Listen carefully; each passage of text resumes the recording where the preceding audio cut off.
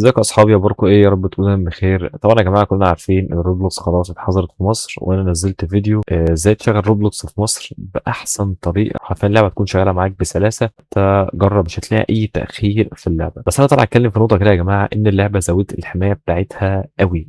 ازاي؟ طيب بالنسبه للشات يا جماعه، كلنا عارفين ان الشات ده يعني كان سبب في مشاكل كتير جدا في لعبه روبلوكس، بس مش في مصر. فانصحك تكمل الفيديو للاخر ضروري علشان تعرف الحمايه اللي روبلوكس نزلتها علشان سرقه الحسابات وعشان الاطفال الصغيره كمان. اللعبه ما كانش فيها مشاكل في الشات في مصر، بس اللي انا عايز اتكلم فيه ان روبلوكس زودت حمايه كبيره جدا. يعني انا الحمايه دي ما شفتهاش في العاب تانية.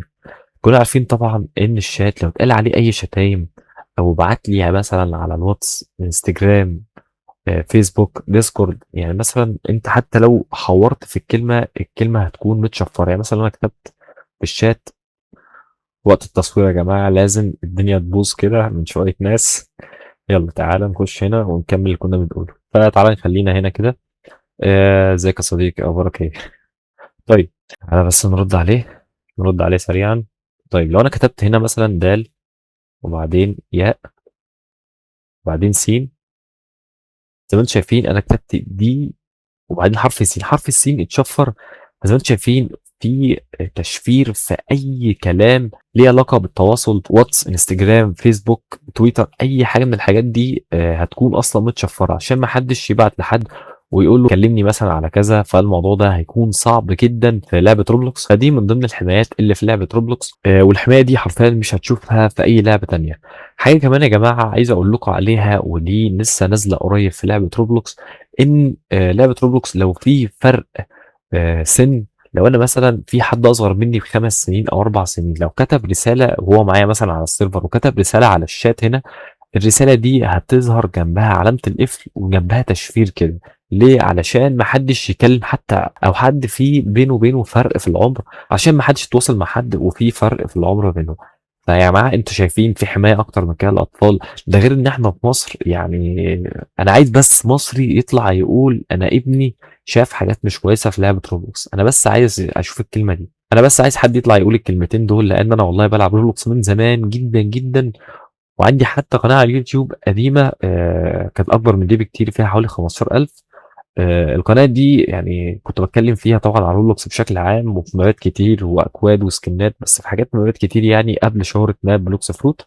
تمام. بس القناه دي طبعا مخصصه لماب بلوكس فروت اكتر. فيا جماعه زي ما انتم شايفين يعني مفيش لعبه بتعمل الكلام ده. مفيش لعبه لو شافت كلمه ديسكورد، واتس، الحاجات دي كلها تقوم مشفره الرساله. ده غير موضوع فرق العمر. فرق العمر ده انا ما شفتوش في اي لعبه خالص. ممكن الشتايم تتشفر، تمام، انما فرق العمر والرسائل اللي بخصوص التواصل الاجتماعي على منصات تانية، فالموضوع ده ما شفتوش في اي العاب تانية خالص. ده غير ان في حاجه كمان لعبه روبلوكس ضافتها، موضوع الفيريفيكيشن تو ستيب، ان اللعبه ضافت ميزه التحكم بخطوتين. فاي حد بيلعب روبلوكس دلوقتي لازم يحط الميزه دي علشان سرقه الحسابات في لعبه روبلوكس. يعني مثلا نفترض ان في حد وصل للباسورد بتاعك، عرف يجيب الباسورد بتاعك، ما يقدرش ان هو يفتح الحساب بتاعك غير بالميزه اللي انت لازم تضيفها دي علشان الحساب بتاعك.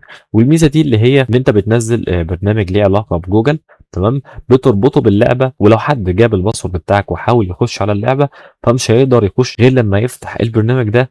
والبرنامج ده بيكون عليه كود. الكود ده بيتغير تقريبا كل 20 ثانية، فلازم يوصل للكود ده. وغير ان انت اصلا شخصيا لازم تعمل كده علشان اللعبة برضه ما تضمنش مين اللي بيفتح الحساب. فدي حاجات لحمايات قوية جدا في اللعبة دي. غير ان عايز اقول لك اصلا مفيش لعبة فيها موضوع الحماية زي حماية روبلوكس في حتة سرقة الحسابات، لان موضوع البرنامج ده ما بيكونش موجود غير مثلا على حاجات عاليه جدا، حسابات بنوك، حسابات انستجرام، فيسبوك، الحاجات دي. فانا ما شفت حتى الموضوع ده في لعبه غير لعبه روبلوكس. فطبعا يا جماعه احنا في مصر اللعبه اتحظرت بسبب حمايه الاطفال. يا جماعه بالله عليكم مفيش الكلام ده، مفيش طفل اتضر ولا اي حاجه من الحاجات دي، ولحد دلوقتي انا ما شفتش حاجه من الحاجات دي. فطبعا انا مشغل لعبه VPN، انا بلعب بابلوكس فروت.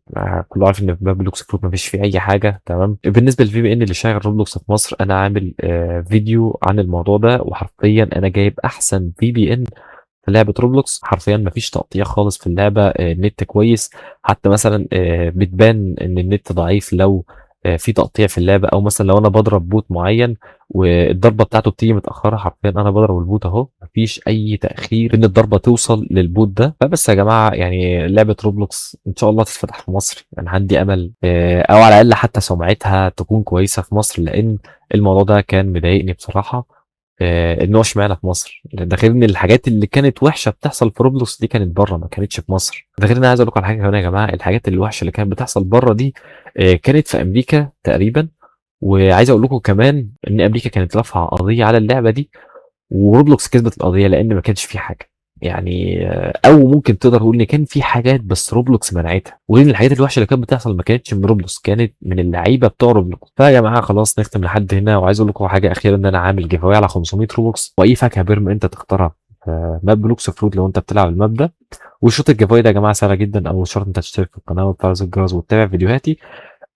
تاني شرط أنت تكتب لي اسمك في الكومنتات في لعبة روبلوكس، علشان لو أنت كسبت أقدر أتواصل معاك وأبعت لك الجايزة بتاعتك أيًا كانت إيه هي الجايزة. ودي مش أول giveaway أعملها، أنا عملت giveaway قبل كده على 500 روبلوكس واخترت 5 يكسبوا في الgiveaway دي. حاجة كمان يا جماعة مش من شروط الgiveaway، وهي سيرفر الديسكورد بتاعي.